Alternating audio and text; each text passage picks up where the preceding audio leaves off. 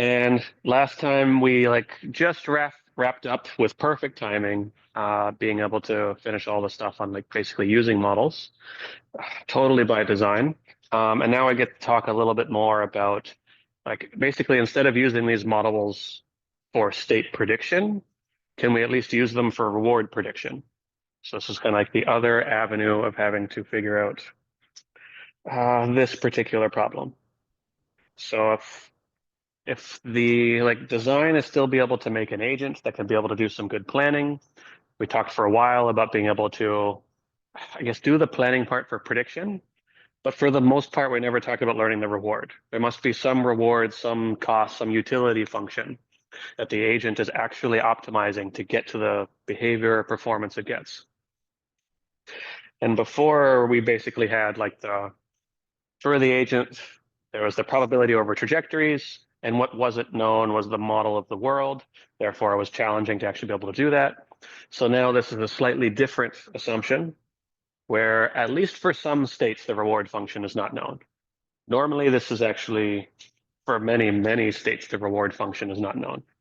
So then if the agent is in that case where it doesn't have good support, good coverage for some reward function, what can be done in this case to actually either be able to learn something it can use or other large models, whether or not they're any good at operating as a reward function.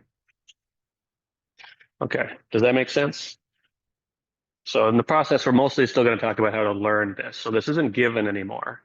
And in the real world, this is never given. So we're all pretty lucky, I guess, in the current homework assignment, still not using rewards yet, but in most simulators, the reward is given.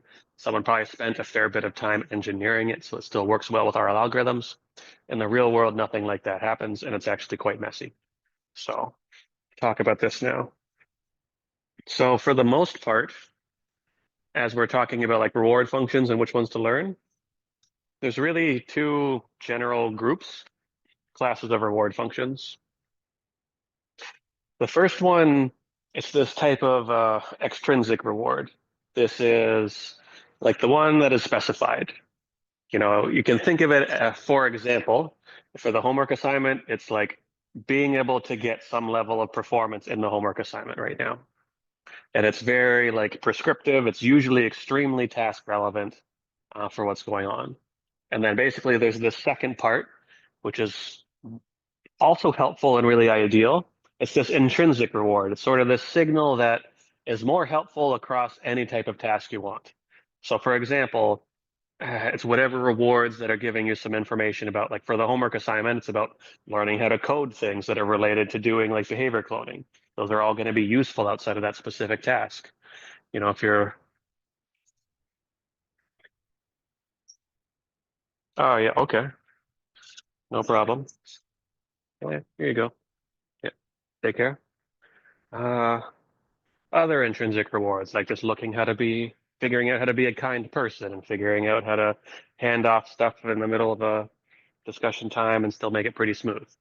But it's these things where it's sort of you kind of aren't necessarily told to do these intrinsic rewards, but likely they're helpful.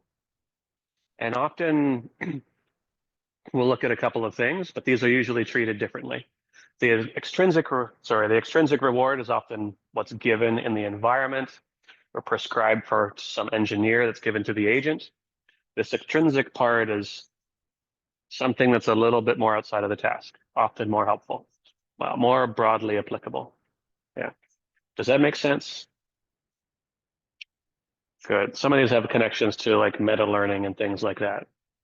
Often, uh, sort of, one of the reasons that we have graduate school is more about figuring out intrinsic rewards. It's figuring out skills to be able to do projects because technology is going to change every couple of years. So it's about this learning process and developing those skills.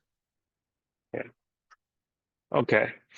So, all right. So then how does this become really messy pretty fast?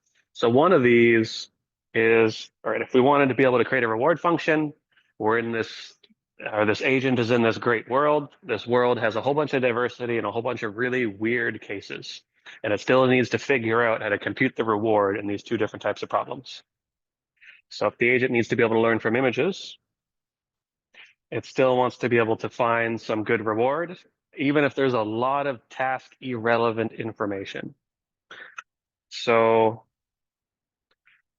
from that point of view, like, does anybody start to see some maybe challenging aspects of some of the images on the left?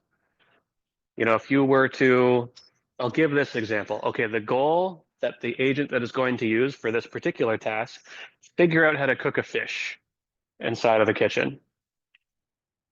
This is most likely, I mean, unless it's an incredibly well-trained agent, which I haven't seen so far in the research, it's going to have a very difficult time, might spend its time just like clawing at the wall over here to actually try to get to that fish that it's going to cook.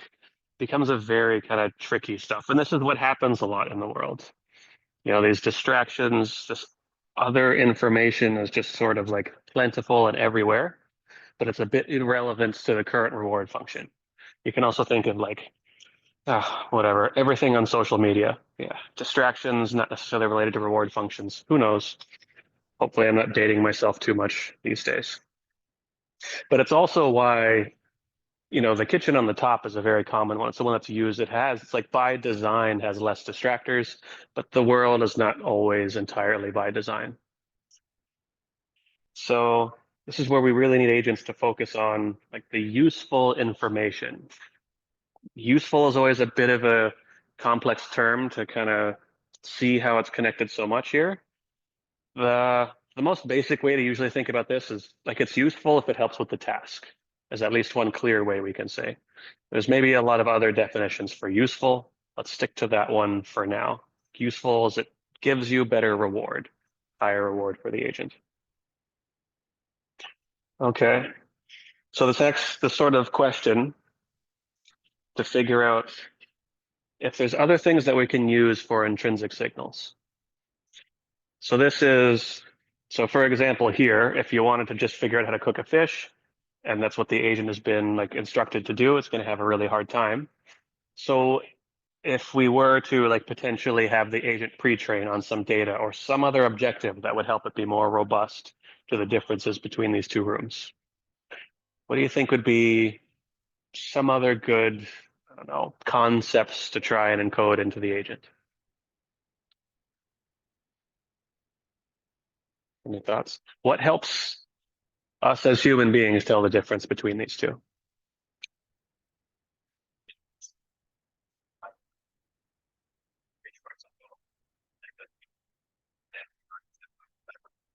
Hmm. Yeah, this is great. This is basically, it's an example of kind of like the computer vision mentality is like if we can segment the data, then we can at least make a classification. So like there'll be eventually some model that figures out how to identify stuff in the scene. And that representation should be like more useful. And at least it can hopefully identify, you said fridge. I don't currently see a fridge in there, but like stoves or something like that that it could use. And that's not a task relevant thing yet. It's just, it's likely helpful to be able to identify objects. Okay. Other ideas?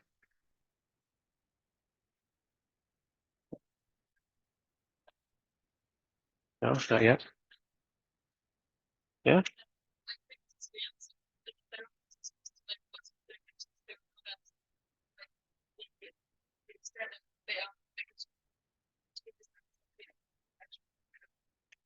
Yeah. There's, so true for, yeah, kitchens too. We've all probably experienced many, many kitchens. So we can at least identify what's going on in the bottom one. Uh, Most people have maybe also seen the ocean or some water too.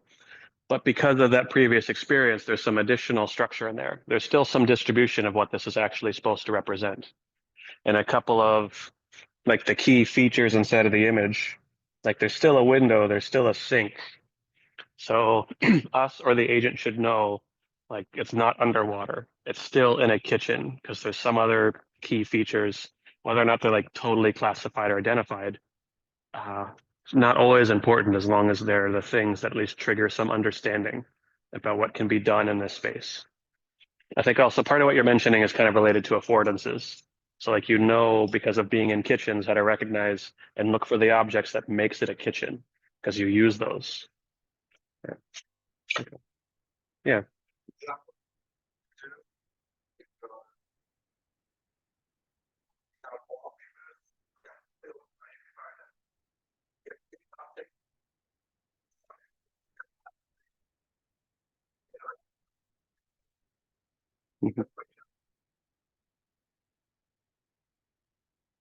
Hmm.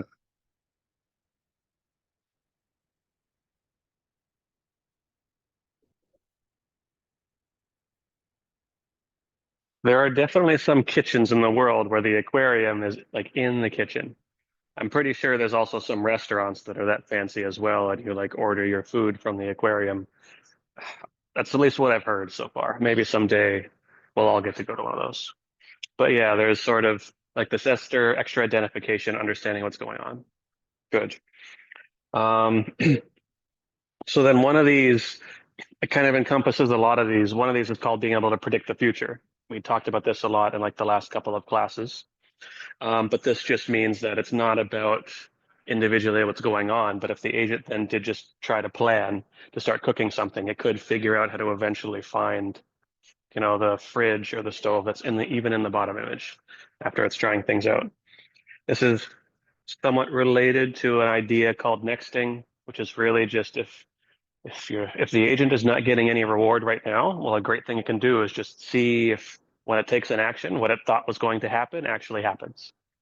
It's very much like self-fulfilling. This is also very biologically motivated too. Supposedly, maybe one of the objectives that people optimize is just trying to do things such that our future is what we expected it to be. And if it takes a pretty complex model in order to be able to predict the future and then also act on that future. So that means a lot of knowledge in the agent. Yeah, so you can go and if you want some more reading for the weekend, you can go check out this paper. It's kind of related to Gilbert and I think also Gibson's kind of details about biology and reward functions. This also helps with this kind of representational challenge because now it's about predicting what happens next. So if the agent goes to move around things, that it understands that, okay, it's not even about appearance here. It's really about how this thing is physically used and how it'll physically move. And then I'll learn some more representations. Okay, so that gets into like the start of like learning representations here. And one example of this is a paper called the Unreal Agent. Because the sort of this challenge, it's a little bit of a representational challenge where if a policy is being trained, maybe there's like another loss, another signal or objective here that'll help learn and have the policy learn some useful representations. So even though previously we've talked about maybe having models that learn to predict sequences and generate videos, they'll still have some representation. They're not also learning a policy. So this is also because maybe the policy doesn't receive a lot of signal. Is there more signal that can be given to the agent such that it will be able to learn kind of based on a good reward and a better policy? At least it turns out in this paper, and it's been a really tricky thing to do. So like that nexting where the agent can predict the entire next state is often maybe too much information that's going on. We also had that example in the last class where like in the background, you're all looking at there's curtains, which maybe you've noticed, but like maybe you never bothered worrying about having to predict that. It's not so super relevant to what's going on. So you really want to learn to predict what is most relevant for what you're going to try and accomplish. Yeah.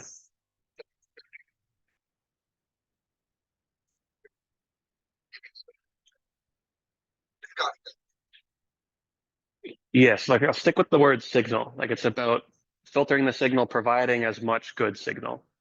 So there's plenty of stuff that's going on that's not necessarily good signal. This is an example of figuring out, okay, so what is a better signal to give an agent? To be able to do that. So in this case, although there's that example of doing nexting, one of the methods that was found here that helps a little bit more is actually to like kind of predict what's next, but not the entire image, some like down sampled part of this image. So at least it's not only, it's learning how to predict what is next, and then maybe also some compression of what's going on next, because then it'll also help like embed that inside of the agent. And this basically can learn to like improves the learning potential for the agent quite a bit. As you can see, I think, yeah, this is with this pixel control, this yellow line. So this helps the agent be able to learn pretty quick. So it's learning some sort of embedded representation, not exactly state prediction.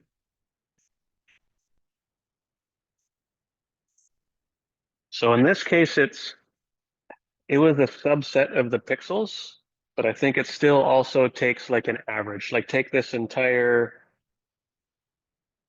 quadrant, it's not a quadrant, but like this patch of the image, compute the average over all the pixels for this image. And then the agent also has to predict just these like 9 outputs for those individual, like smaller, I don't know, reduced order approximation of the image. Uh, no, so this is just for these, most of the time, these are always like 64 by 64, because that's what could like fit on a GPU at that time, and then just divide that by 3 and go with that. They might have tried some other hyperparameters, but it's not much more complicated than that.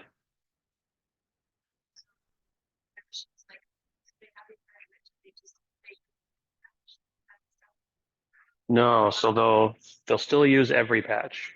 Yeah, so this is like this connects to this patch, and this will be this patch, and then this is what the model is trying to predict on the right. So it's kind of like the policy output will have the action, and then 9 more outputs for trying to predict what'll be the average pixel value for each of these 9 patches over here. And that provides you a little bit of this nexting, but kind of a smoother approximate version. And I think this helps with the like not having to, the agent doesn't solely predict like the background of the image, which is useless. Something will change about these average pixels more often. So it has to make a good prediction at like every step because all these outputs will change in every step. Hmm. Yeah. Okay. Uh, yeah. And then so this is where one, because they basically do this comparison where it's just reconstruction of the entire next image. That doesn't really end up improving performance a lot. That's this green line. And instead, this sort of pixel control and this downscaled image is what provides more input or like a better model. So this is just take in state and action, predict some transformed version of the state. And here it's also downsampled. Yeah.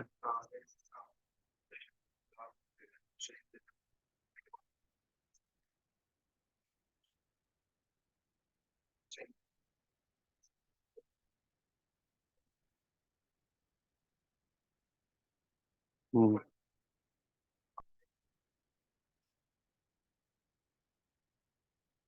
Hmm. There wasn't much, like there isn't a representation learning component or like additional loss, at least in this paper.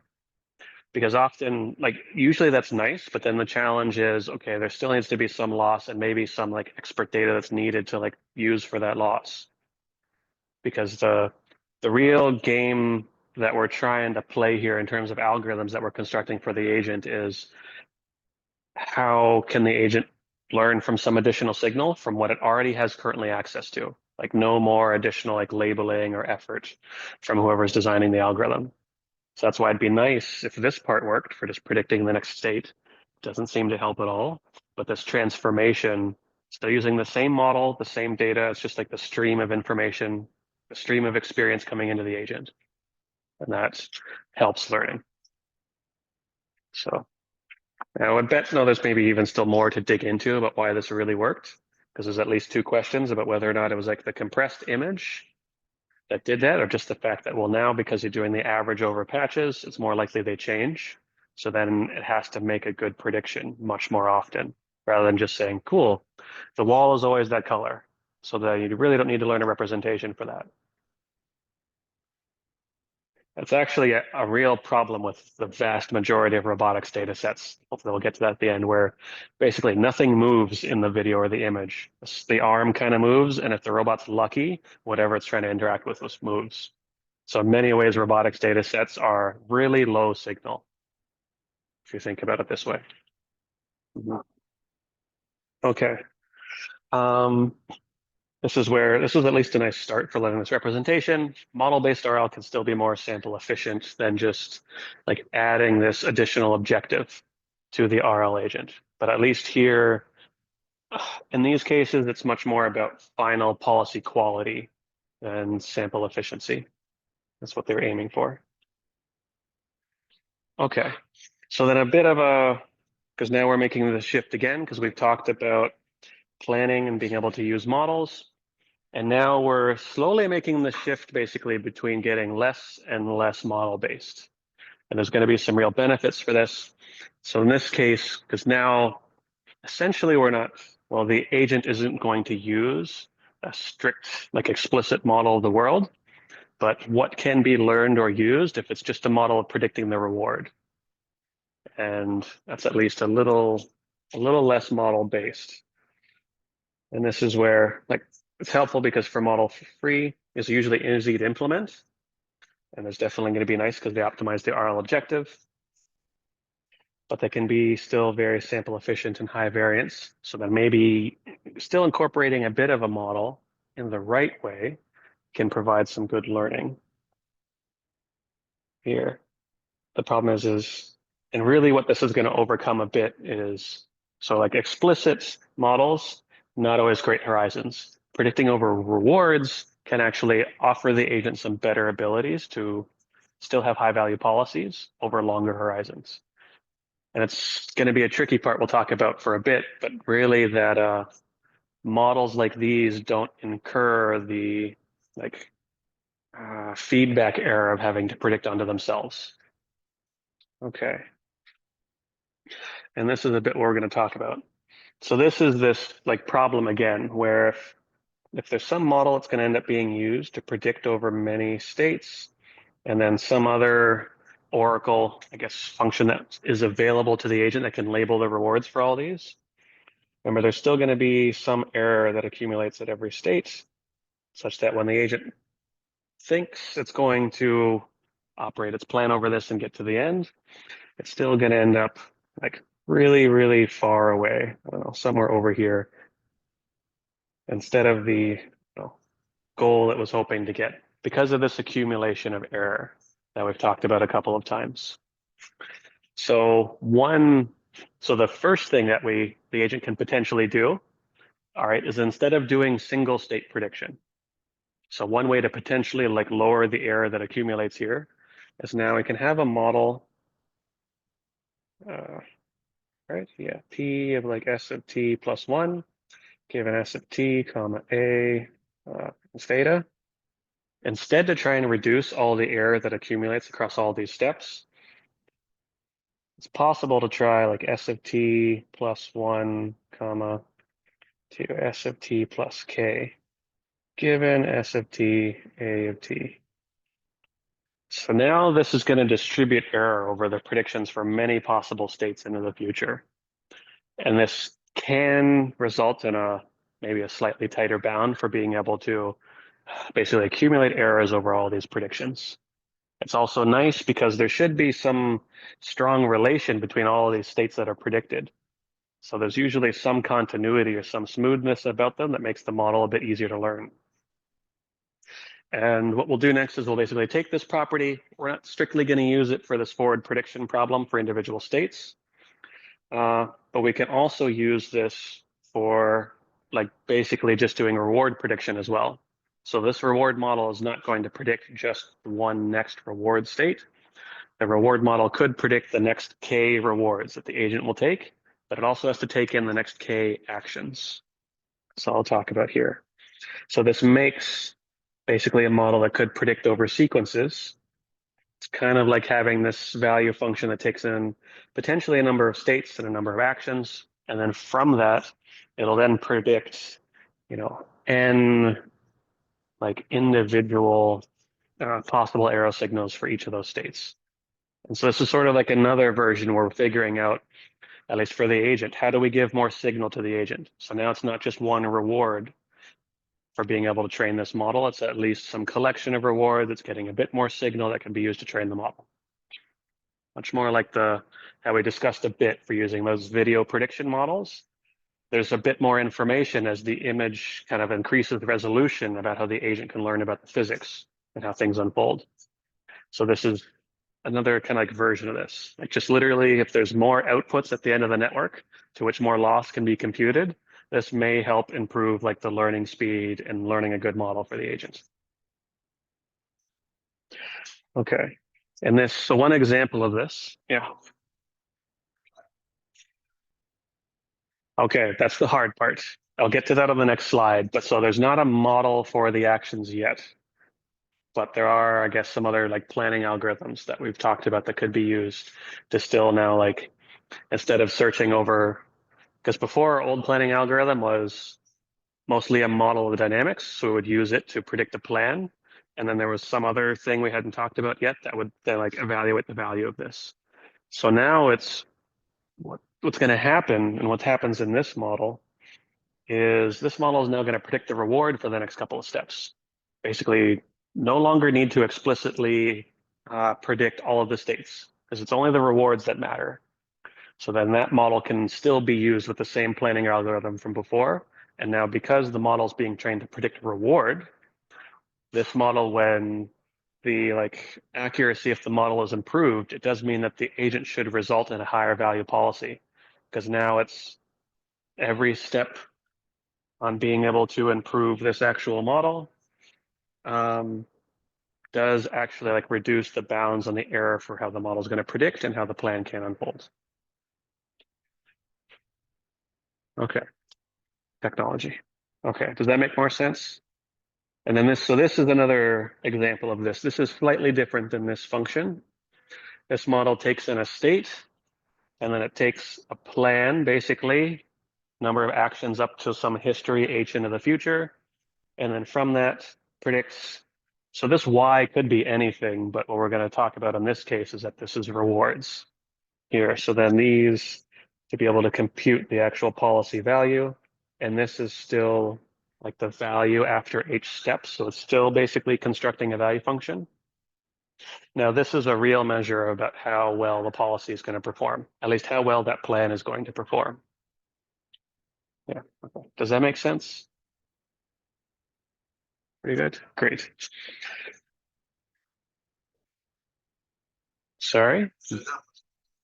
It's very well, it's similar to using an LSTM, especially in the way it's constructed. It's not trained the way an LSTM would be trained, because well, adding an LSTM adds in a bit more ugliness to the dynamics for training a model.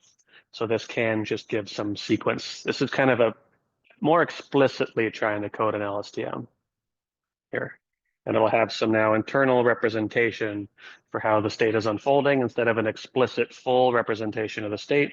That again, that full representation might try and include useless pixel information that's not so important. So then, yeah, so now this particular function that's used here, this can basically just be written as, well, now this is basically the policy gradient. You got some states. Remember, the big A is now just a sequence of actions. Compute the rewards over that, and then the value from that state, and then just do argmax over all these actions. And then, the agent can use whatever its favorite planning algorithm is at this point to be able to find the best sequence of actions to take. Collect more data, and then keep training the model. In this case, the model is this function for being able to predict the value for the plan. Okay, and this is just the like that and the actual GCG algorithm. No big changes. All right. So a little bit of a question about, I guess we've talked about it a little bit, but like, why is this in particular a good design? So here, one of the nice parts is, at least for creating this model, is the agent definitely gets to reuse basically all this visual structure. So there's nice component of the network that figures out perception.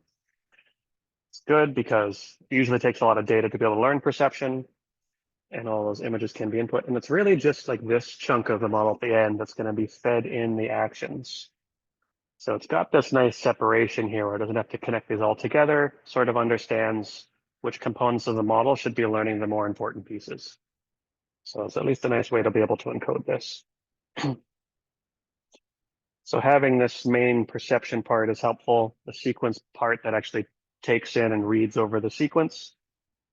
Oh yeah, and then one part that's, okay, can be helpful. Did anyone read the GCG paper? Probably not. Okay, so one of the more interesting tricks that it used, and people have built on a little bit as well. So even when the rewards were continuous, it actually used categorical vectors for being able to train this model instead of just using continuous outputs. So the output, I think, was like 50 bins or something like that. It was over the data set, it would collect like what is the smallest reward and what is the largest reward. It kind of had to be known beforehand. And then from this, a bunch of bins that make up, just kind of like normal cross entropy learning. And that also tends to give a little bit more signal, like in the low data regime, to be able to train this representation. Yeah. There's another good paper on this. I forget the title of it, but Jesse and Pablo here also wrote another one, which was just even for continuous action domains, again, discretizing them and being able to use categorical vectors resulted in better performance. So there's something about figuring out ways to either change the loss, change the model structure so that more information can be extracted from every data sample. Here. Okay. Uh, All right. I will try to play this video this time. This worked last year. All right, cool. And then the nice part about this model, still pretty data efficient, everything involved. I think for the particular paper, an hour or two of data was collected of someone driving around this particular, it's like a big RC car. And then from that, the model can be used to then navigate around inside of the hallways in the office space without running into the walls too much.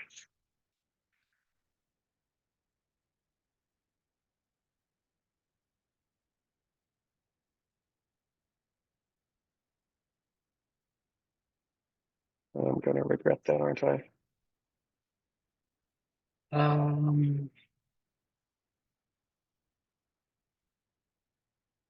All right, great. Didn't break everything.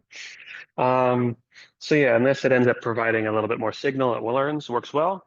There was a few other additions too, where they used this classification instead of regression loss. They also had some additions for detecting collisions. So kind of like nexting, if there's anything else that can be added to the loss to predict, often ends up helping train a better model. Okay. So yeah, I guess this is basically a summary of what we've been discussing. So it's nice. If there's more rewards that can be predicted, this provides more signal to be able to learn the model. This is actually one of the more tricky parts. So for this model, often they work much better for deterministic tasks because now it's an input state and there's going to be a plan that's given to this. And it's sort of assumed that that plan is not going to run into any problems. Remember, we had that discussion of whenever the stochasticity to have a good plan, some additional sensing of the environment is going to be needed. And that'll reduce the amount of like error that builds in the plan, not because of model error, but just because of changes in the world that happen or unknown error, that aleatoric noise. Yeah.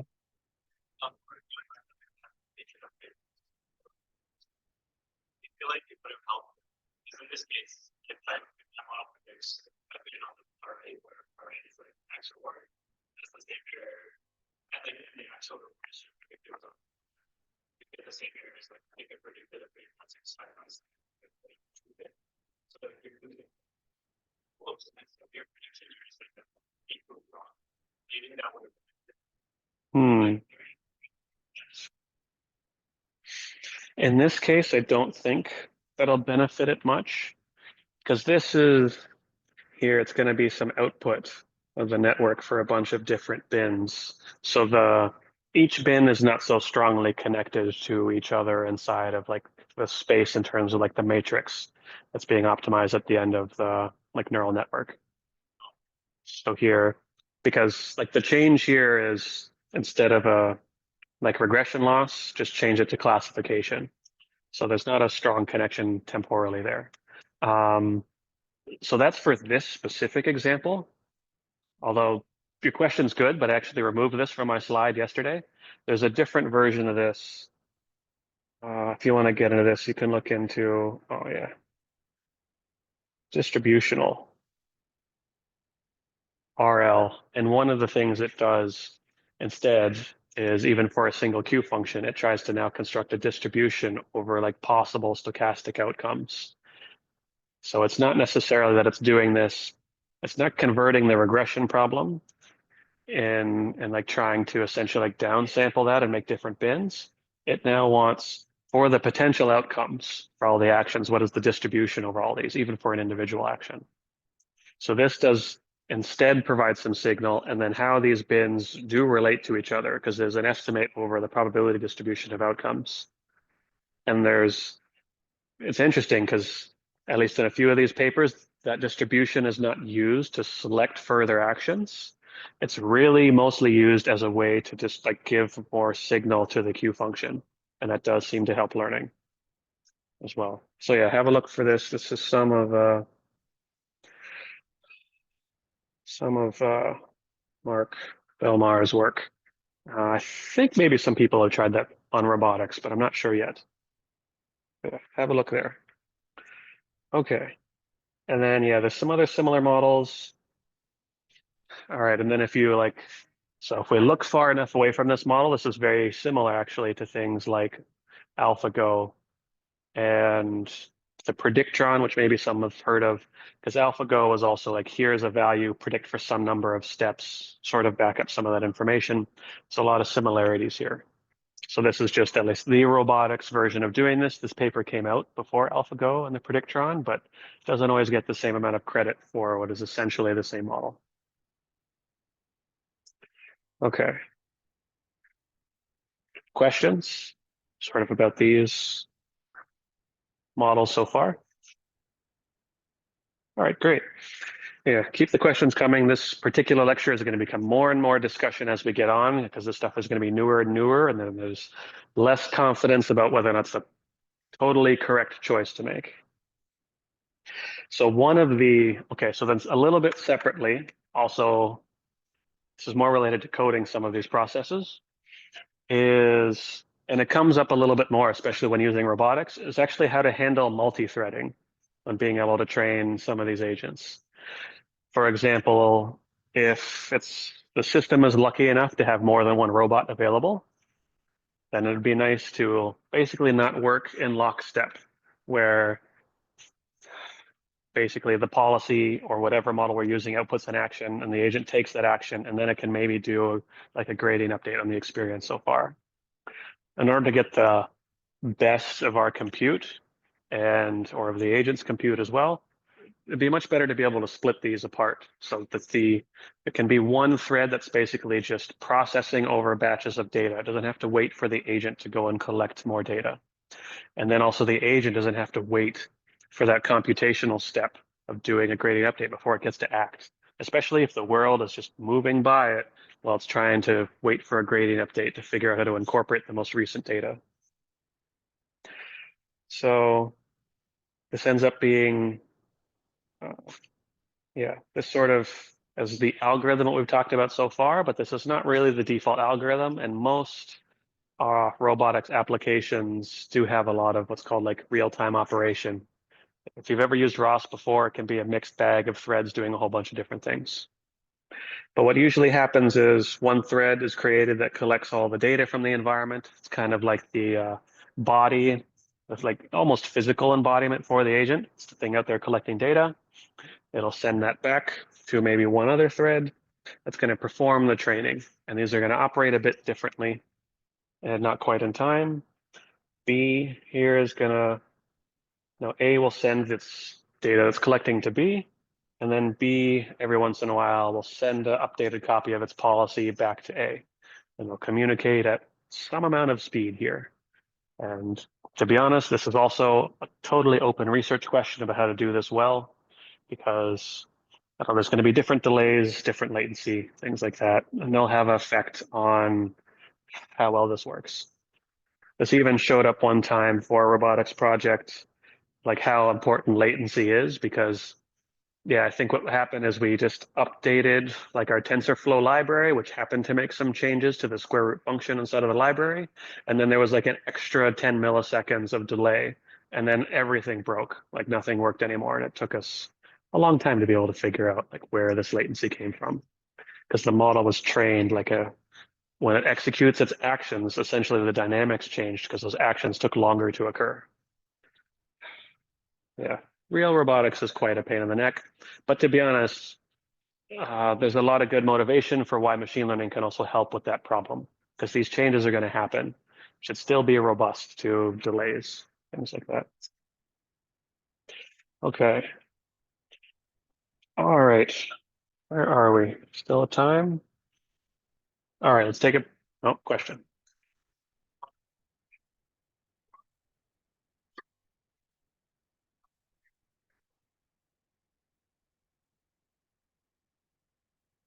Yes. There's a lot of different reasons for that design too. Because like the robot usually has very little compute on it. So you don't actually want to be doing the training there. And then also, if you're lucky, multiple robots are available. So actually, it's kind of like having multiple threads that are all collecting data because it's actually pretty slow to collect data in the real world. And you can have one computer or server that's now taking all this experience and then training a model and sending models back to all the robots. This is, I don't know, supposedly, yes, definitely some companies are doing this. Some ways, I think even like Tesla Autopilot or whatever does like collect data, ships out updates for its models every now and then, not so live like this.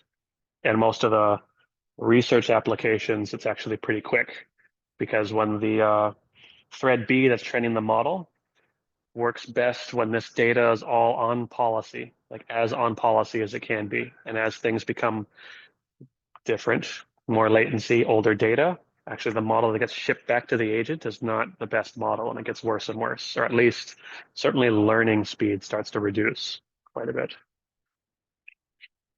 Okay, other questions? No. All right. Let's take a little break and then we'll talk about, all right, basically how can we use foundational models instead of having to learn this reward prediction that we talked about. Oh,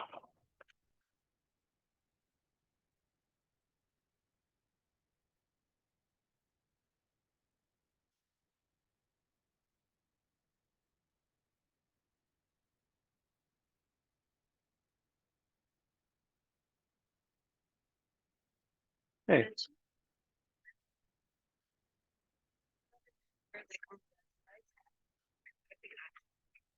yes.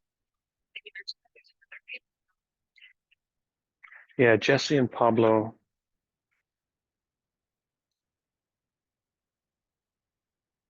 Hmm. Hmm.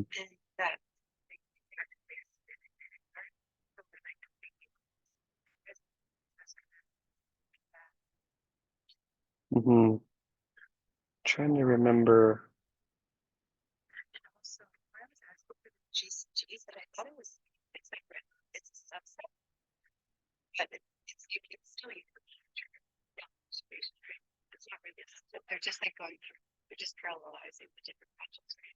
Uh, yeah, the input to the policy, still the full image.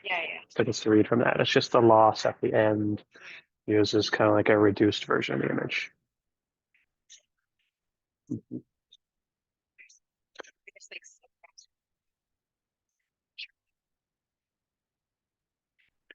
Yeah, like that's even a more direct, like exactly how you'd express this in math. Like if the image was a graph, then it's really just predicting clusters in the graph instead of the whole details for the graph. Yeah.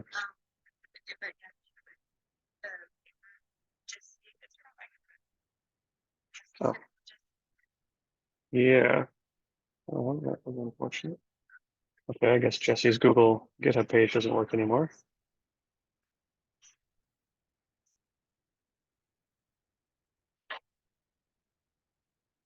Okay.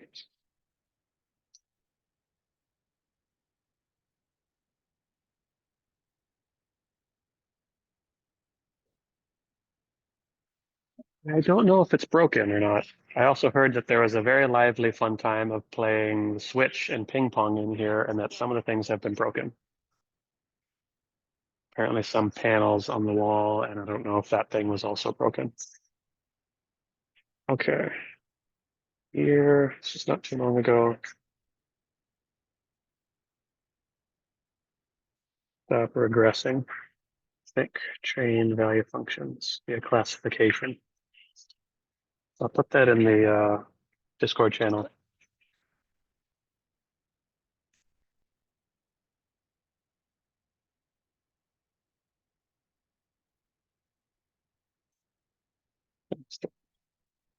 Okay.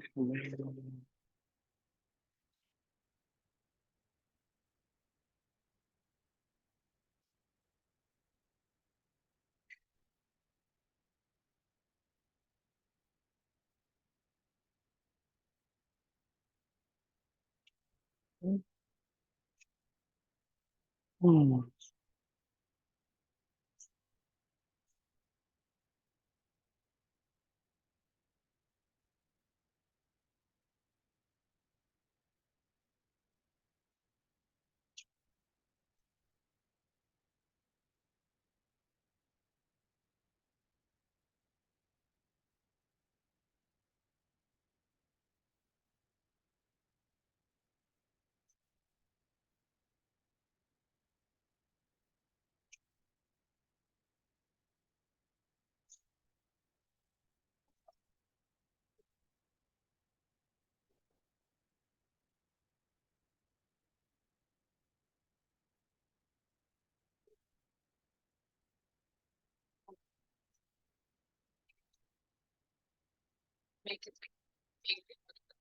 Hmm. Yeah, I don't remember if I said like test an environment that doesn't work as well, but just pick one other environment besides the walker.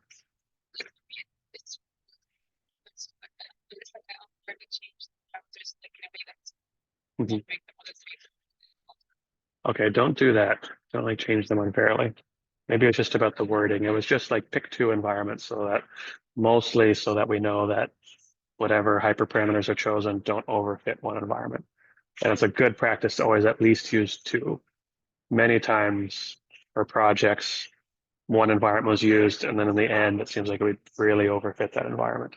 So that's, yeah, okay, sure.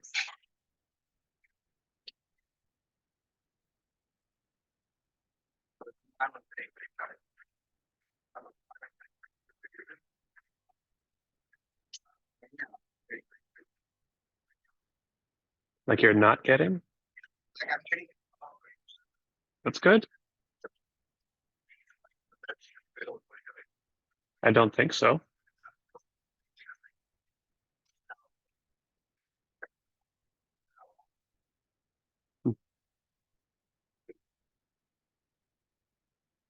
Hmm. Okay, I'll have to double check that wording. I don't, the point was not to find one that's less than 30. Uh-huh.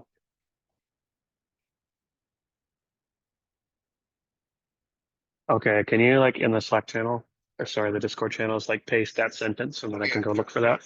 Thanks. Yeah. Okay.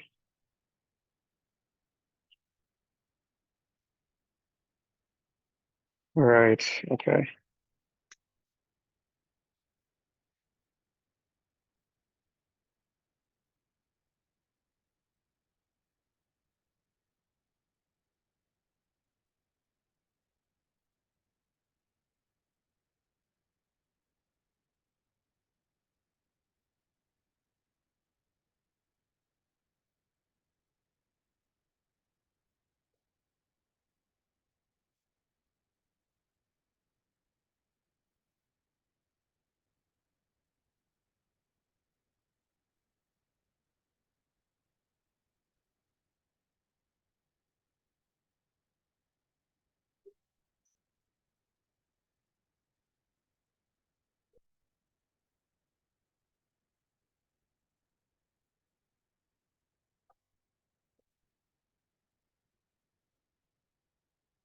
Hmm.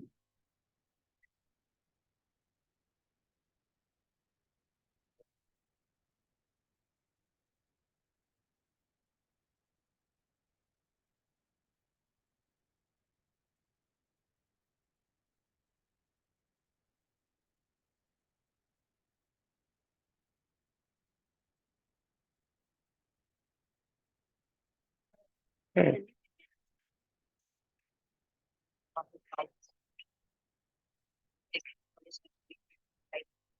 Yeah, sure. Like 3 more seconds.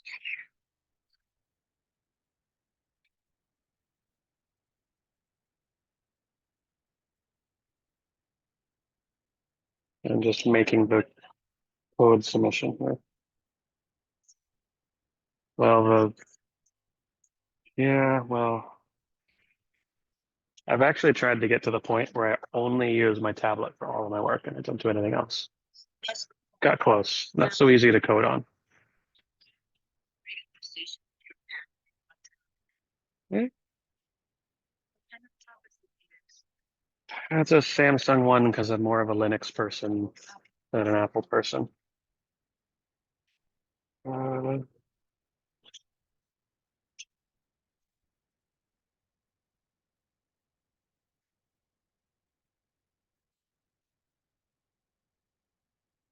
yeah, I think works well. Okay, so where was that in Discord? General. Here, I mean, I can probably send you this list in that email you sent me. It looks like we're alternating quite a few days. Oh yes, but it's background covered, so it's okay. Like, either is going to be here. Yeah, it's either here or in the other room. Okay. Yeah, sure. Oh, okay. All right. Well, Florence is in here, but now there's a submission for your code. So it's kind of two. One, upload the PDF, and the other one is just stick your code in the other one. Just one word of warning, the code one does not like big files, just like Gradescope doesn't like huge files. So if you try to upload something that's 100 megabytes, it's just going to fail halfway through. So try to keep it like under 20 megabytes in case you've got like extra data in that folder. All right.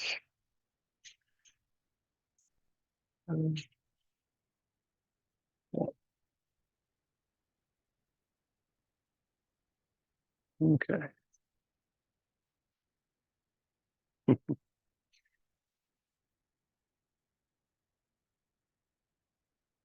Make it. I'll be right there.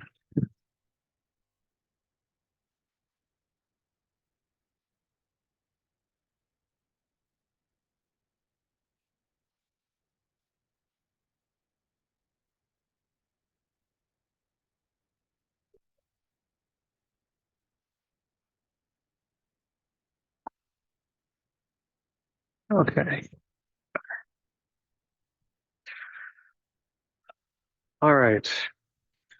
Let's get started again. And I'm sure everyone's excited to talk more about foundational models and how those can be used as rewards. So there's going over a lot of the recent research. There's a couple of like main versions that people have used these models for in order to basically have them help generate some rewards. Really, the main concept here is what other models could be used to compute rewards, what pre-trained models are available. And then this basically somewhat tricky question. How can foundational models be used to compute some reward function? Especially if, and this is kind of the main premise, it's not easy to make a reward function to describe like anything really well that accurately. There's actually like a bit of a duality or kind of like two schools in the robotics community. Basically, when it's the imitation learning group, then the problem is all about trying to figure out like what should the weighting be across all of the state features to get imitation learning to work well. And then kind of what reinforcement learning does and then having a reward function is instead of having to figure that out, now the challenge is figuring out how to specify the reward function to get the behavior that's desired. So it's kind of just like slightly moving this, still kind of an engineering problem, either from the state features to a reward function, and which one of these is easier. But overall, what we're going to talk about here is trying to use these models to generate a reward function in a nice way. We'll certainly talk about some of the limitations. Mostly there seems to be like these groups of options. So it's possible like ask an LLM to like literally write the code for the reward function that would be used for the robot or in the simulator. So this can work. There's a couple of caveats. This other option, which is kind of directly to the approach, just like query the LLM with some description of how the environment currently works, and then the LLM can return the reward. We'll talk about how well this works. That one's actually pretty challenging. And then the last option is to maybe directly use a VLM instead of an LLM and try to treat that as a reward function. So all these have their kind of like benefits and a couple of caveats. So we'll go through this, yeah, a bit like step by step. So it's not, like I was saying, it's not easy to construct them. How can we make being able to construct a reward function easier?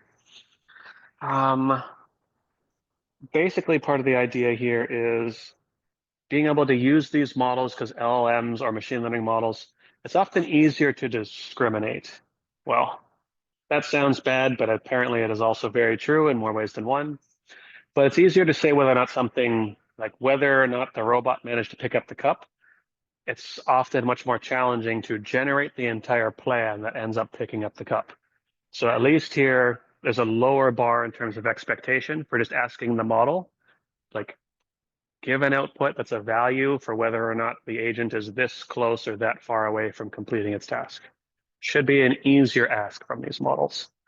It turns out that's still kind of a difficult ask, but there is definitely some connections to this in prior work. There's no years on those, where there's a lot of this sort of intuition that it's easier to evaluate than it is to generate. So we'll build on this. All right. So one of the first examples of this is the Eureka paper. So this particular paper did this code designing way of training an agent. It's basically using an LLM, and then from the LLM, it's got to figure out, all right, how can it generate some kind of reward function, like in code? So it gives a couple of different inputs that are important. So it's in this case, literally like part of the context is here's the Python code that describes the environment. So at least it sort of knows like what are the attribute names, I don't know, what are the environment names, some of the objects that are available that it can try and stick in the reward function in terms of the code. Then some task description, make the shadow hand spin a pen to a target orientation. And then this, might be enough information to start to describe what the reward function should be. Here, in particular, they use a coding version of an LLM, so not a totally generic LLM. And then from this, the idea is generate now code that'll be able to result in being able to get some agent here that'll train to perform better and better in this environment. And then there's still this feedback step that comes into this as well. So it's not, this LLM doesn't just take in these two inputs and then spit out, like the perfect reward function. It's actually going to iterate on this reward function. Well, there'll be more information. It's going to get train the RL policy, some rewards. And one really important part is the success rate. So the environment is still giving out something that says, like, what was the success of the agent for that particular reward function? And this will be added as context. Basically, we'll now regenerate this reward function given this feedback from the environment and try and make this new reward function result in better success for the next round of learning. And then this iterative process will slowly recode these reward functions over and over until it results in an agent that can, learn to be able to perform these tasks. Okay, does that make sense? Did anyone read? Yeah.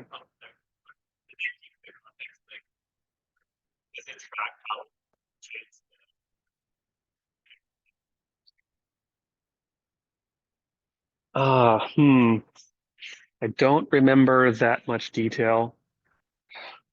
I would be a little bit like this can generate a lot of reward functions. So I'd be surprised if the system managed to keep around every reward function that it generated. So I suspect it would go outside of the context barrier pretty quick. So from that point of view, I think not. It'll probably just keep around this information and then just kind of keep reading that in. Does make me wonder if a good version of this would be as input the environment code, some current reward function, which would be nothing here in the beginning, the task, and then the most recent feedback. And then you can at least change the feedback and the reward function conditioning each time to kind of hill climb better and better. But I don't know if they did that exactly. So if not, maybe that's something I could try. Yeah. Other questions? So this, like I said, this is conditioned on some good information for like code from the environment, and it's using this code generation. It iterates on this process. There is, like I said, the system still always needs this measure of success. And mostly by this, like what is meant by this is it's not that the LLM, it is generating a reward function, but essentially this system still needs another reward function, something that determines success. So this, it's a nice start, and there was definitely some really nice behaviors that were learned. But in some ways, it's not that this model is directly generating a reward function. It's more like it's just trying to like densify the current reward function that is known, like figure out how to construct a better signal out of this that the agent can train from, because success is not easy. I don't know how many people in here have tried like the pen twirling thing to be able to do that, but it takes at least a little bit of control to start to do this, because otherwise the initial part of the agent is just going to be all failure. It'll be like zero everywhere. It's not going to get any learning signal. So, so in this case, mostly what I'm trying to make the point across for is it's generating a reward, but it's mostly generating an addition to the reward that provides some more signal. Kind of what we've been talking about so far in this lecture. It's like, how can we get a bit more signal out of what we've currently got? Although it at least does allow as well just this description of like, make the shadow hand spin the pen. But I suppose if we think a little bit deeper, that must mean there is some system in the simulator that already knows how to define and understand how to detect if the pen, whatever, flipped or reached some target orientation. So even then, there is a reward function there that exists, but it's trying to densify it a bit more to provide more signal. Okay. There's some other examples of this, but this is part of what I want to be able to cover a little bit, where, oh yeah, I can do this process instead of kind of like using direct outputs. Often some other papers use some paired data to be able to compute rewards. So maybe it's one reward function is a little bit better than this other one. So the context might not only be the most recent reward function, but a collection of them, and being able to generate some rewriting of that reward function with that contextual information. Okay, so I was working on trying to put this together into the algorithms that we've discussed so far, but just for a little bit of details. So remember, this takes as input description, some environment code, some LLM, the success function, and some initial prompt. Use the LLM, generate a bunch of candidate reward functions, evaluate all those reward functions, and then reflect. Interesting. At least in the way the code was written in the pseudocode in the paper, it looks like the reflection is just looking over like the most recent reward. It should be this here. Those most recent things to be able to define like which one of these rewards were the best. Because the way this really more works for the paper is they're doing a bit of evolutionary learning. The model generates a collection of potential rewards, trains policies for those different rewards, and then groups those rewards back together, like the code for them, and then generates more. So let's remember it's generating a reward, training a policy to the end, because the reward has to stay fixed while the agent is training. And then figuring out how to find the better rewards out of this and iterating a lot on this process. Okay. So that was like one way of figuring out how to give some agents some better information by providing like using the LLM and asking it some queries. The one other example in this space that's interesting to look at is basically instead of, I guess, like directly asking it for a code for a reward, how else can signal be like gathered? One thing that can be done is basically this process.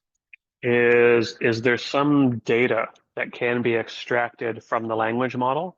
And then basically from that data, can a reward function be trained? So in this case, there's a language model.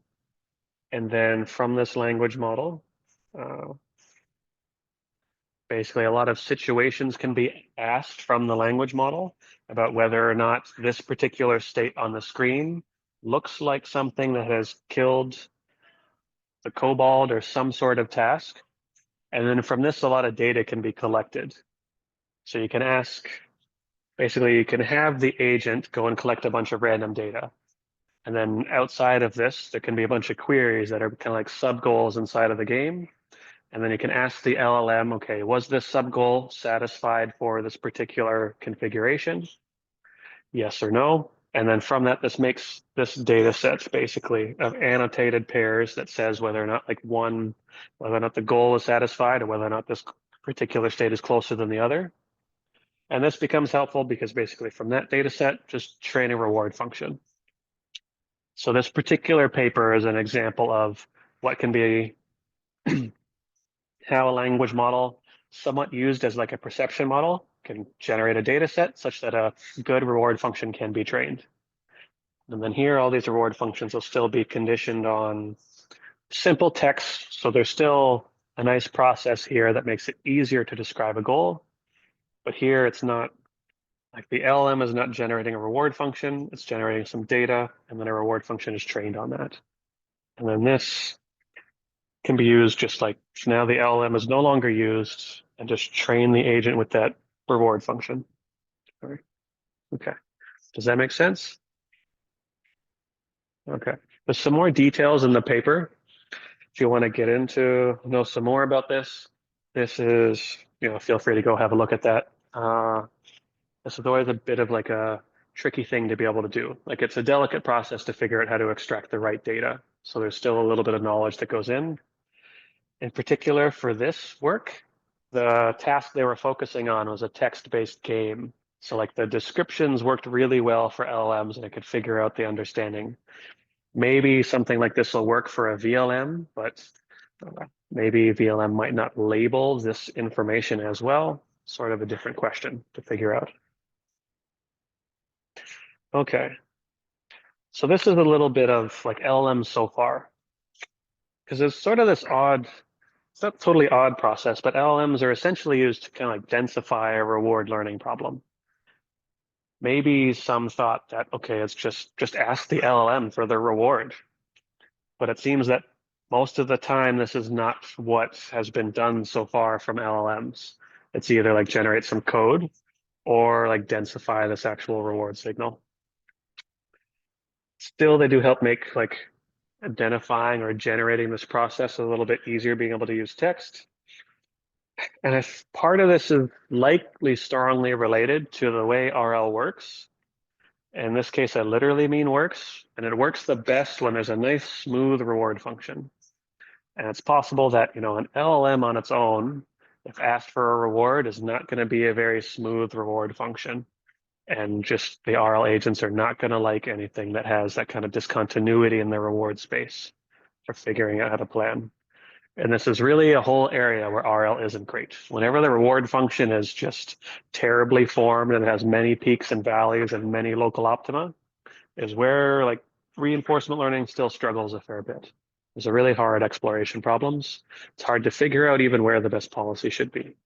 However, that is also where all the fun stuff is to do with RL. So those are all the problems that are still tricky. Go tackle those.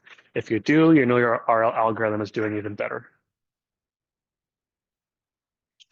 Okay, but it still sort of kind of asks this question.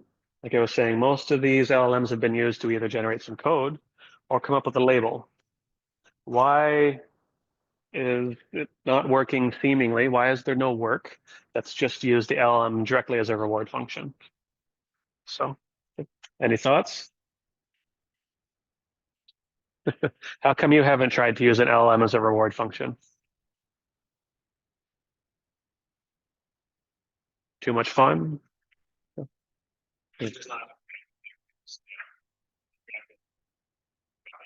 Hmm. True.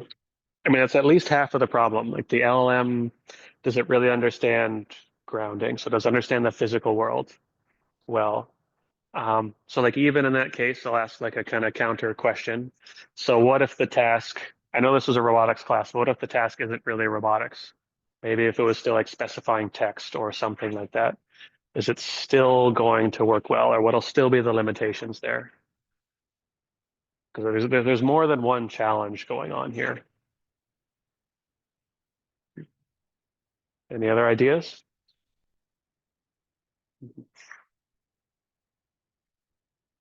Has anyone ever tried to fine tune an LLM before? Yeah. How much like compute did you need to be able to fine tune that LLM?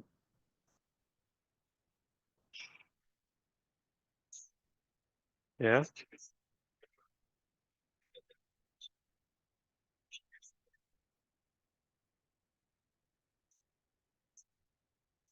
Hmm.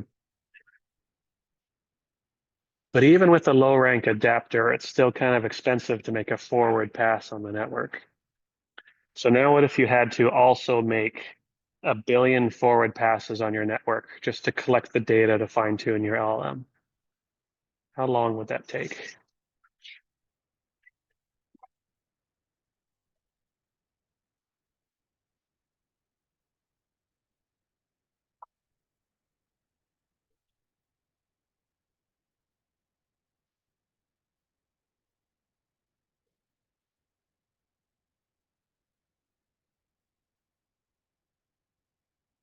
Yeah, exactly. So there's, depending on your like preference, there's really two challenges here when it gets to like using these models for like an online data collection. There's definitely a grounding problem where it's likely they're not accurate enough.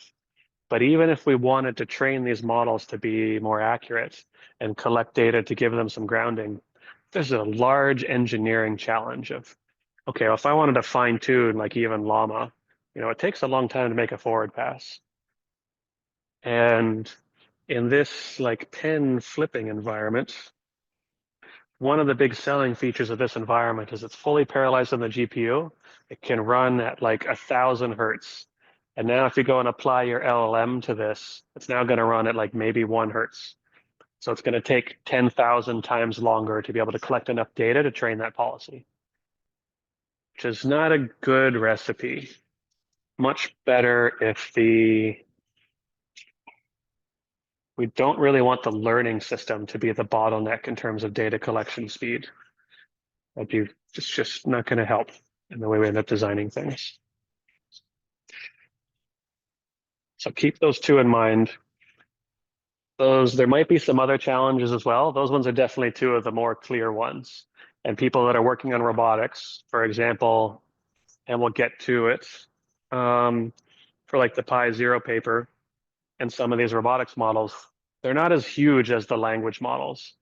And for some of the stuff in RL, it's partly to maintain this like inference speed, so it's not so huge that data can still be collected, a lot of online data. Okay.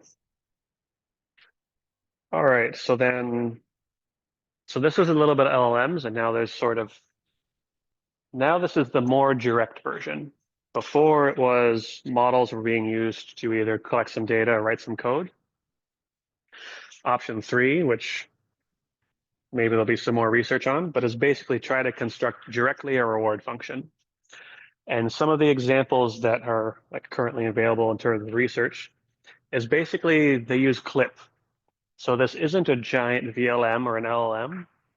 What is taken now is just like use the encoder from clip. The encoder from clip basically tries to make this aligned representation space such that text matches up with images. So in that case, if the reward or task is specified in text, the goal is to try and figure out, like train the agent, and it'll basically explore its environment, which results in different images until that image lines up with the same encoding as the text description. And this can now be used to more directly construct a reward function. It's also a little bit faster. Clip is not as enormous as some of the LLMs and VLMs that are available, but it can still provide some good structure here. There's still a question about how smooth this function is. And by this, I mean like this reward function, because I mentioned that like for reinforcement learning, the agent is happiest when there's a nice, like perfectly smooth reward function. Whenever noise is added to this process, at the very least, it's going to give the agent some trouble because it's going to have to learn to understand the expectation over rewards when there's more and more variance. But we can see, like right now, just looking at if this is the output of the reward at each of these states from this actual model, does this look smooth? Does anyone in here do signals analysis? Yeah. This is not a very smooth function. It's not anywhere near smooth as the normal reward functions that have been used to train robotics. For example, like in the Isaac's gym and like the pen flipping and all those quadruped walking tasks, those reward functions are carefully designed and they're usually pretty smooth reward functions, nothing nearly this noisy. So this is almost a whole new research problem for doing RL on its own. If models that are going to be more and more noisy are going to be used for rewards, it's going to cause more and more trouble for agents to be able to learn these types of problems. And this is generally true for any kind of weird reward function that we're like getting into that isn't just this nice, this is a pretty simple reward function. It gets a reward of, I don't know, I think 1 when the arm is straight up, and then it's kind of like theta minus 1 as the arm falls down. That's a pretty smooth reward. There's not any noise in that at all. Kind of similar for the mountain car. So this at least starts to create, it's good that this is a good start to get this to work. Obviously, there's still more work to both make these smoother, probably be able to improve the representation space as well. Okay, but without directly looking at these signals, there's always the other question that's asked is sort of like how to be able to improve the accuracy of those rewards and make them better. One of the first questions to ask is, okay, does scaling help? So it's not necessarily adding more data, but there was a second paper kind of similar to this first one, where they're doing like a similar problem using CLIP. The reward function is very similar, but some of the additional experiments they looked into was this precision recall curve nicer, basically, as the scale, like the size of the CLIP model is increased. And then here, once getting up to this like blue line, start to get some better results. So it's possible, although this paper didn't provide a nice plot like this one that kind of shows the noise that's coming out for the individual reward function, maybe these rewards are smoother because of scale. I'd really be curious to know if that's true, but there wasn't direct evidence, at least like shown in the paper. It's mostly just this plot to say, as the scale increased, the policy that was trained on that scaled model resulted in better returns. So probably something smoother is going on here, or maybe just the model is better at having a better representation in terms of text and images. It's one of these two. We don't know exactly which one.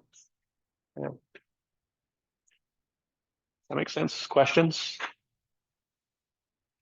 Makes total sense? No issues?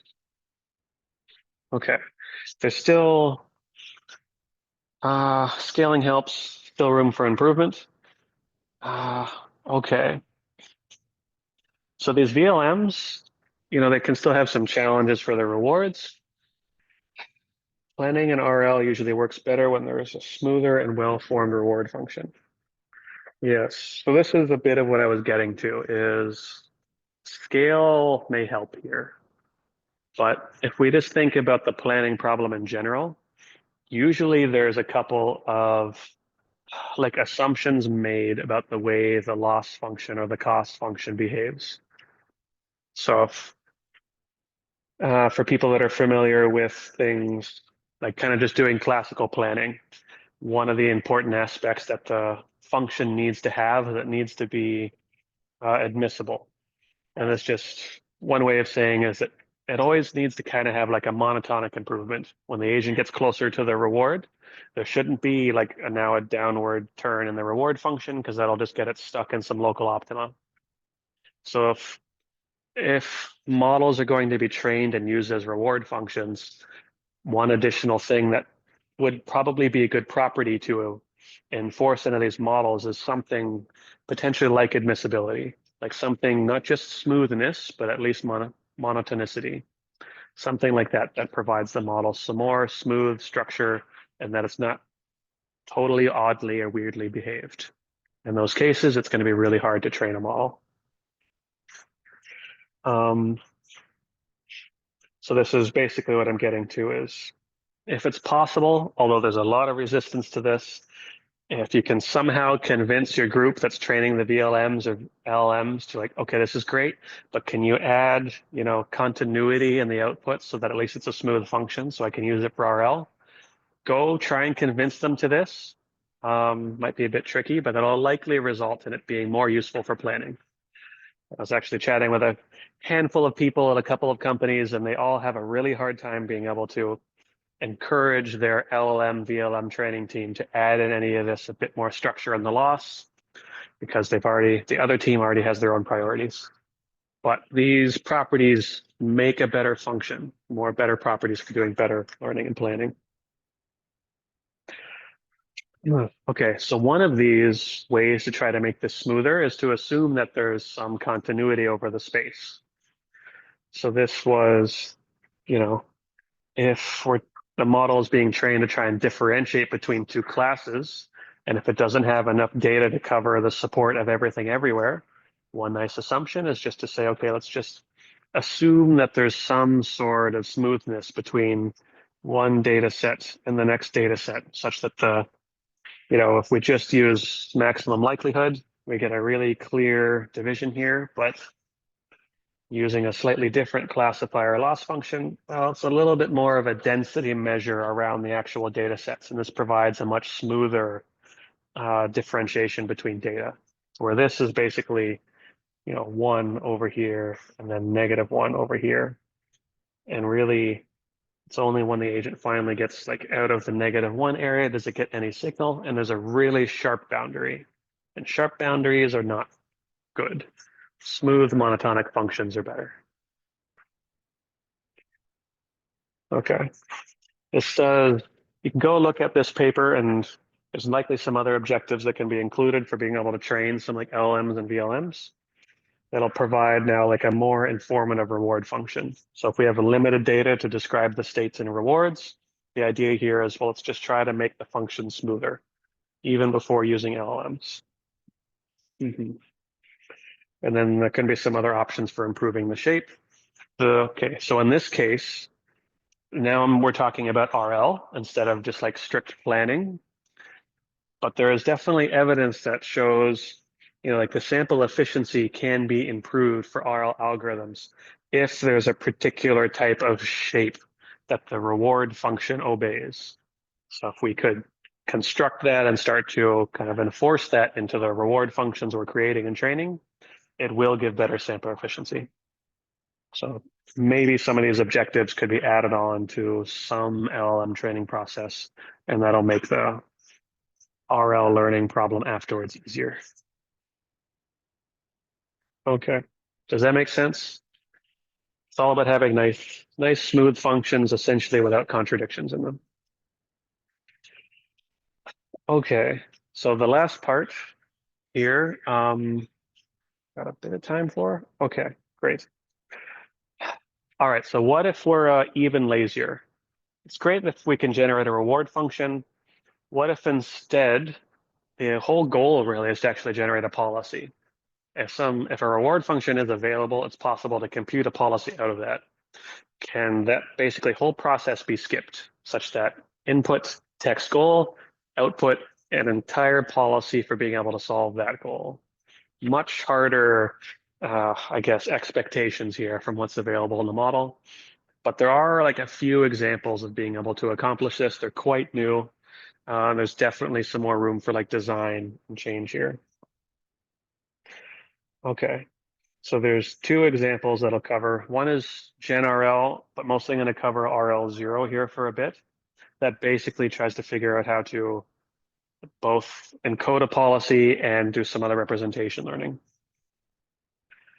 So this is kind of done in 3 steps. This is kind of like this paper is basically our last 4 lectures all glued together into one to generate a policy. First step, use text to video, generate some actual behavior for this. And then here's the video of this has come from the generated video. So this might not have perfect dynamics, or maybe your robot is slightly taller, slightly shorter, etc. The nice part about this model is still it's just text. Like the input that comes from the user is just this text here. The next step, need to find some corresponding experience. So if the video model generates from text, this is now the video description of what should be happening, and that describes the actual task. All right, the next step, which is actually kind of a bit of a tricky step, but it's find the closest embedding that matches some offline data set. So now this is once generating a video from one agent. So, and remember, there's no perfect correspondence here. So it'd be kind of like watching me walk. And I know that's a pretty simple example, but then it would be like, now you have to think of, you or the agent has to think of what in your experience matches this behavior as much as possible. And that kind of does this alignment here to be able to figure this out. So there does need to be some somewhat large, potentially like pile of data that'll be around just to be able to do this correspondence matching, because the agent needs to essentially have done this task already. This isn't a feed in a sentence, train a whole new agent to do that thing. The agent must have done it already. It's the only way to say like, there's a policy that exists. Now the system just needs to find that policy that's in there given that text. Because that's the challenge. Because now if the problem is to generate a policy from this LLM now or system needs to now understand every possible policy that can exist. It's now a distribution over policies given text. It's a pretty large request. Okay, and then once it's been able to like match these states, then it basically does like distribution matching to be able to train this. So this is kind of like imitation learning that we talked about from before. It's going to imitate itself. But luckily, there's still one more shortcut that can be made here so that it doesn't like need to do additional training. Here, it's going to use a type of, it's kind of like a type of goal condition policy again that we've talked about already. Technically, what it's using is something called the forward backward algorithm. And basically what this algorithm does is figure out how to create kind of like a factorized version of kind of the policy and the value function such that it can now understand how to perform all of the policies that were in the data set. It does have to normally cover the entire state space. So there's a lot of assumptions going into this model. But basically from this process, now it's possible to just, if there's some encoding from this cross embodiment, this encoding can now be processed through this forward backward model to lead to the policy. There's kind of like 3 different pretty complicated machine learning tasks going on here. There's video generation, there's correspondence matching, and then some other model that understands how to generate all possible policies for an agent, and then figuring out how to find the latent that selects the right policy given like this actual trajectory from the agent as input to figure out that latent. So this is how that's done in a few steps. Okay. Does any of that make sense? There's actually a lot going on in this paper.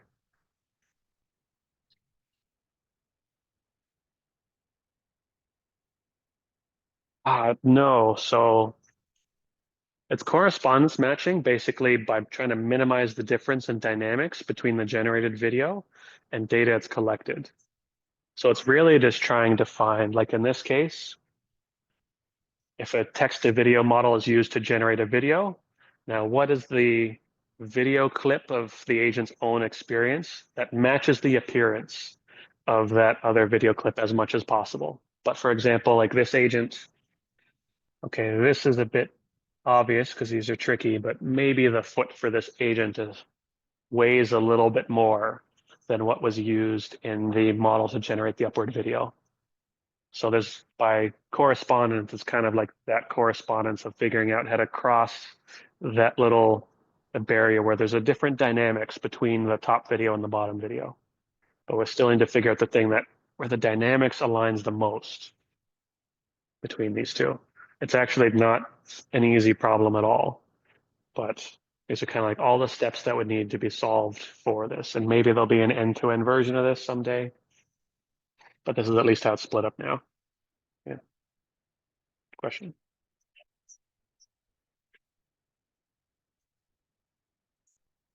Hmm. Um, I mean, in this for the paper, they always need to find a correspondence. I suspect some of them will be quite, like there's going to be some correspondence that's not as good.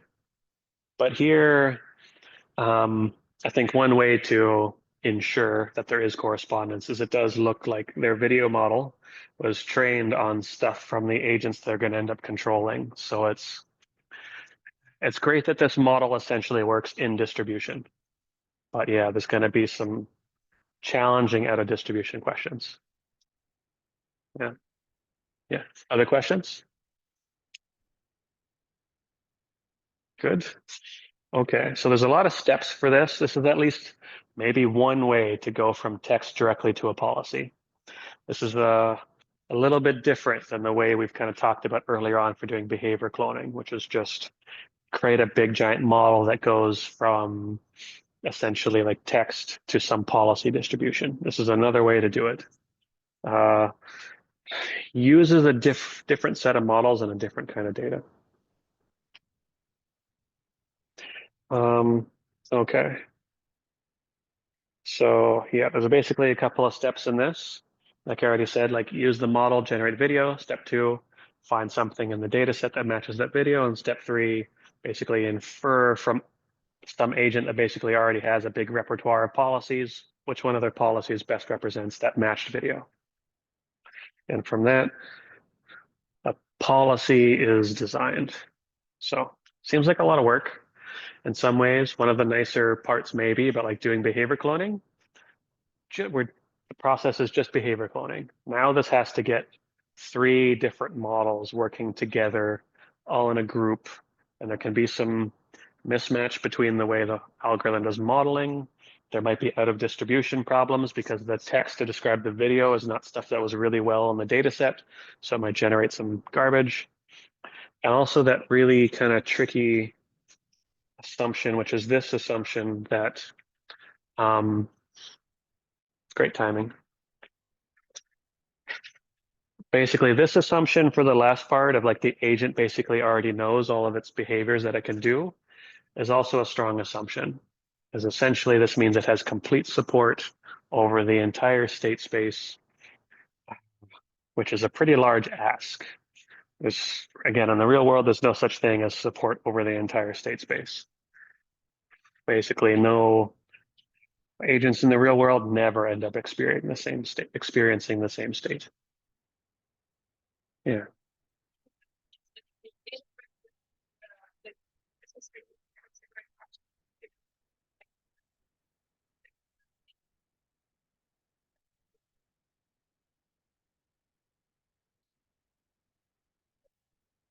Hmm.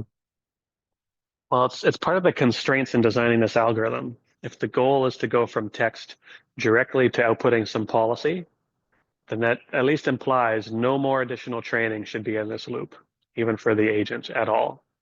But if no more additional training is allowed, then there must be some system, kind of like maybe a goal condition policy where like something has basically already been trained to be able to solve basically a large distribution of tasks. So then that is kind of like used as a way, like provide an input and from this model, get the policy that we want to use to control the agent. So it's just sort of like the design assumptions in here that there's no training and a policy comes out like forces that, well, we need this policy model that essentially already knows all the skills it can do. And then there's just some input that kind of like picks between all the skills that it knows already. Yeah. Yeah. Other questions? Oh, okay. Um, all these steps. I think scratch. What do we got left? 10 minutes left.